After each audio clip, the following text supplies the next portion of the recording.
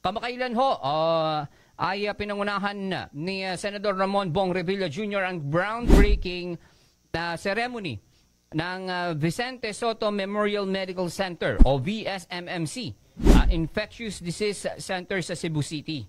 Ayan, ito ho'y makakatulong sa mga ganitong kaso. Oo. No, ito yung mga tumututok like COVID, di ba? Yes. Hindi naman natin kailangan na hintayin pa na magkaroon another wave, no, ng kahalintulad na nangyayari sa COVID. So, ang VSMMC Infectious Disease Center ay 4 na palapag na gusali na magsisilbihong pasilidad para sa mga makabagong laboratory at isolation facility upang tukuyin at maiwasan ang pagkalat ng mga nakakahawang sakit.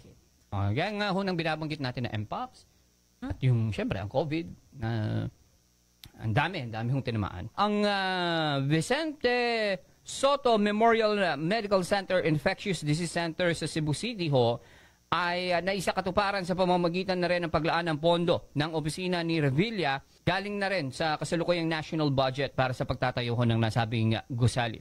Dinuluhan din nasabing okasyon ni na Department of Health Secretary Teodoro Herbosa, VSMMC Medical Chief Dr. Gerardo Aquino Jr.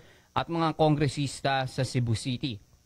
Sa talumpati ho ni Revilla, sinabi nito na ang Infectious Disease Center ng VSMMC ay magiging simbolo ng dedikasyon, hindi lamang sa paggamot ng sakit kundi sa pag-iwas sa pagpigil nito, ensuring na ang Pilipinas ho ay preparado kung anumang mga health challenges ang dumating in the future.